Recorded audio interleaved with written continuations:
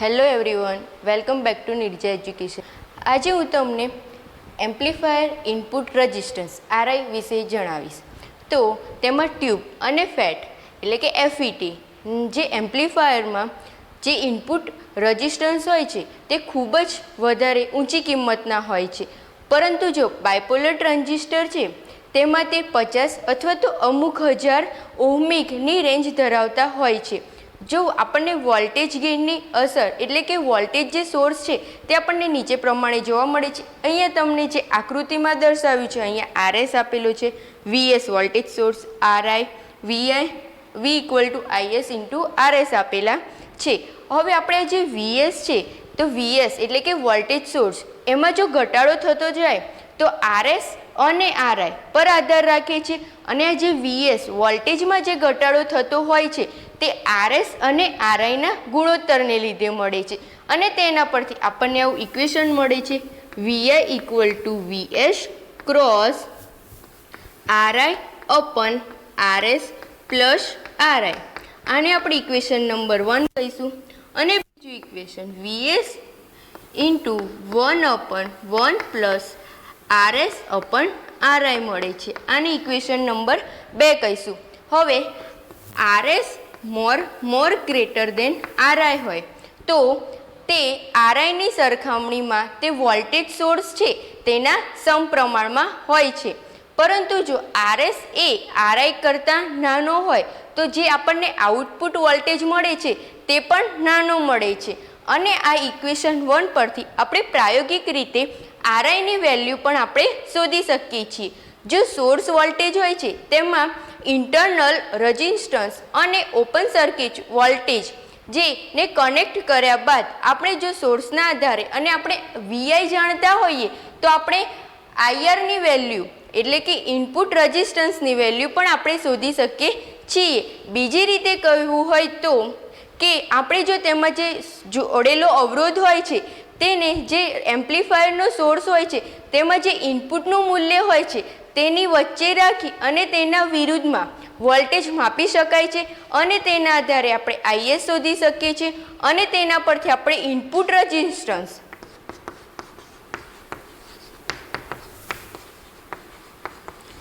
RI equal to આપણને Vi અપન IAS મળે છે. હવે આપણે એમ્પ્લીફાયર આઉટપુટ રેઝિસ્ટન્સ જોઈશું. તો તમને આકૃતિમાં આઉટપુટ રેઝિસ્ટન્સની આકૃતિ દર્શાવેલી છે. તેમાં જે એમ્પ્લીફાયર છે તેમાં ઓપન સર્કિટ વોલ્ટેજ છે અને જે કેવીઆઈ છે તે તેનો વોલ્ટેજ છે.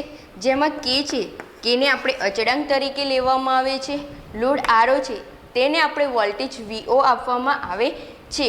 હવે આપણને ખબર છે કે જે આરઓ ડેશ અને આરઓ તેના પર આધાર રાખે છે અને તે કેવીઆઈ જેટલો જ આપણને મળે છે. વોલ્ટેજ ડિવાઈડર રૂલ પ્રમાણે આપણને output voltage V0 equal to KVI into RO upon RO dash મળે છે. આની ઇક્વેશન 1 કહીશું, equal to KVI into 1/1 plus RO dash upon RO. આની ઇક્વેશન નંબર આપણે 2 કહીશું. હવે આપણને જે આઉટપુટ વોલ્ટેજ મળે છે તેને જો આપણે વીઓ ઇક્વલ ટુ કેવીઆઈ એટલે કે વીઓ એકરૂપ કેવીઆઈ કરવું હોય તો તેના માટે આપણે 2 શરત લેવી પડે છે. એક શરત એ છે કે R0 ઇક્વલ ટુ ઇન્ફિનિટિવ થાય છે અને તે આના માટે શક્ય હોતી નથી. પરંતુ જો આપણે R0 ડેશ ઇક્વલ ટુ 0 લેવામાં આવે તો જે આ જે શરત છે કે V0 ઇક્વલ ટુ એટલે કે V0 એકરૂપ કેવીઆઈ ને આ શરત લાગુ પાડે છે. અને આના આધારે આપણે જે આઉટપુટ છે તેને આપણે મેક્સિમમ કરી શકીએ છીએ. હવે આપણે મેક્સિમમ પાવર ટ્રાન્સફર જોઈશું. તો મેક્સિમમ પાવર ટ્રાન્સફોર્મરમાં આપણે જે એમ્પ્લીફાયર છે તેમાં જે આઉટપુટ વોલ્ટેજ આપવામાં આવે છે તે આઉટપુટ વોલ્ટેજ આપણે વધારે આપવામાં આવે તો જે લોડ આરઓ અને આરઓ ડેશ તે બંને એકબીજા સાથે કમ્પેર કરવામાં આવે છે. અને આપણને ખબર છે કે મેક્સિમમ પાવર ટ્રાન્સફર અને પાવર ટ્રાન્સફર એકબીજાને ઈચ્છિત હોય છે. અને તેના આધારે આરઓ ડેશ અને આરઓ એકબીજાને મેચ થતા હોય છે અને અમુક વાર જો એમ્પ્લિફિકેશન થાય છે તો તે એમ્પ્લિફિકેશન એક જ તબક્કામાં આપણને થયેલું જોવા મળે છે અને ટ્રાન્ઝિસ્ટરનું જો એમ્પ્લિફિકેશન કરવામાં આવે અને તેને આપણે પ્રમાણમાં જો નાના ઇનપુટ રેઝિસ્ટન્સ હોય છે તે આપણે અસામાન્ય લેતા નથી. હવે આપણે કન્વર્ઝન એફિશિયન્સી જોઈશું. તો તે એક ફિગર ઓફ મેરિટ છે અને જે એમ્પ્લીફાયરની જે કાર્યક્ષમતા છે તે ન્યુમેરિકલી રિપ્રેઝન્ટ કરવામાં આવે છે અને તેમાં જે એનર્જી છે તેનું એનર્જી કન્વર્ઝન થતું હોવાથી આને એનર્જી કન્વર્ઝેશન પણ કહેવામાં આવે છે. અને જે એમ્પ્લિફિકેશન થાય છે તે સિંગલ સ્ટેટ તરીકે તેની કાર્યક્ષમતા આપણને તેના એક ઇક્વેશન પરથી મળે છે અને તેનું જે ઇક્વેશન છે તે eta equal to AC power deliver to the total load upon DC input power to the active device. એટલે આપણને તેની efficiency eta equal to AC power deliver to the total load upon DC input power to the active device મળે છે અને તેના પરથી આપણને eta equal to PAC upon PDC આ ઇક્વેશન મળે છે અને આ તમને એસક્યુમાં પણ પૂછાઈ શકે છે. અને જે આપણને કન્ઝર્વેશન એફિશિયન્સી છે તે મેક્સિમમ તે જે આપણે લોડ આપવામાં આવે છે આરઓ તેને કેવી રીતે જોડવામાં આવે છે તેના પર આધાર રાખે છે. હવે આપણે ક્લાસીસ ઓફ એમ્પ્લીફાયર ઓપરેશન જોઈશું. તો એમ્પ્લીફાયરના આધારે આપણે તેના 3 પ્રકાર પાડવામાં આવે છે. એક છે રેન્જ ઓફ એપ્લિકેશન, બીજું છે કપલિંગ સ્કીમ અને ત્રીજું છે ક્વિઝિસ કન્ડિશન. તો ક્વિઝિસ કન્ડિશનના આધારે આના 3 પ્રકાર પાડવામાં આવે છે. તેને આપણે નો સિગ્નલ કન્ડિશન પણ કહેવામાં આવે છે અને આ સ્થિતિમાં 3 પ્રકારે જે કરંટ છે તે એક્ટિવ ડિવાઇસમાંથી કરંટને પસાર કરવામાં આવે છે અને તેને આપણે ડેડ કન્ડિશન પણ કહેવામાં આવે છે. તો હવે તમે અહીંયા જુઓ છો કે ક્લાસ એ આ જે તમને આકૃતિ આપેલી છે તે ક્લાસ એની આકૃતિ છે. તો ક્લાસ એમાં શું થાય છે? તો ક્લાસ એમાં જે આ પ્રકારના એમ્પ્લીફાયરમાં જે એક્ટિવ ડિવાઇસમાંથી જે કરંટ પસાર થાય છે તે ઇનપુટમાંથી પૂર્ણ ચક્ર દરમિયાન તમને આઉટપુટ મળે છે. એટલે કે તમને જે ઇનપુટમાં જે વેવ મળે છે તે જ વેવ તમને આઉટપુટમાં પણ જોવા મળે છે અને તે તમને પૂર્ણ ચક્ર દરમિયાન થયેલા જોવા મળે છે.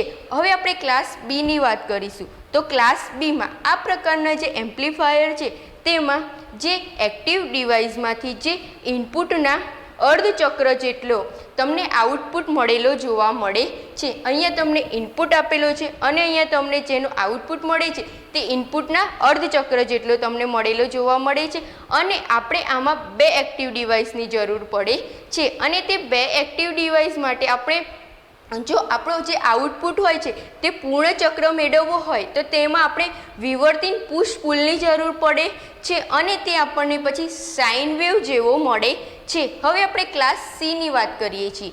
તો ક્લાસ સીમાં જે આ પ્રકારના એમ્પ્લીફાયર છે તો આ પ્રકારના એમ્પ્લીફાયરમાં જે એક્ટિવ ડિવાઇસ છે તે એક્ટિવ ડિવાઇસનું જે ઇનપુટ છે ઇનપુટના 1/2 એટલે કે ઇનપુટ જે છે એના પણ 1/2 જેટલો તમને આઉટપુટ મળે છે અને આમાં આપણે જે તે તમને વિવર્તન થયેલું જ હોય છે એટલે કે કન્ડક્શન એંગલ તે તમને 120 થી 150 સુધીમાં મળે છે અને આપણે જો આમાં જે એક્ટિવ ડિવાઇસનો પુશપુલ લઈએ તો જે તમને પુશપુલ વિવર્તન થયેલું જોવા મળે છે અને તે સમાંતર અનુનાદ થયેલો પણ જોવા મળે છે.